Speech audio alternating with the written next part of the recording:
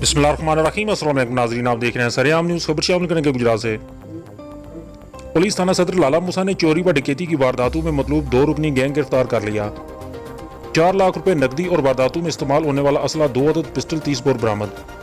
तफसीलात के मुताबिक थाना सदर लाला मूसा और गिरदोनवा के इलाका में होने वाली चोरी डकैती और राहजनी की वारदातों को ट्रेस करने और मुलजमान की गिरफ्तारी के लिए DPO गुजरात अहमद नवाज शाह ने DSP लाला मूसा चौधरी अकरम की ज़ेरे निगरानी SHO थाना सदर लाला मूसा इंस्पेक्टर सगीर अहमद बदर पर मुश्तमिल खसूसी टीम तश्कील दी,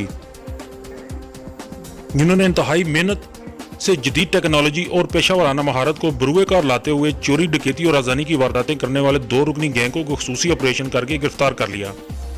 गिरफ्तार मुलजमान में मोहम्मद शराज, सफदर अली साकनाए लाला मूसा शामिल हैं, जिनसे दौरान इंटेरोगेशन 4 लाख रुपए नकदी और वारदातों में इस्तेमाल होने वाला असला 2 अदद पिस्टल 30 बोर बरामद कर लिया, जबकि मुलजमान से मज़ीद तफ्तीश का आगाज कर दिया गया है।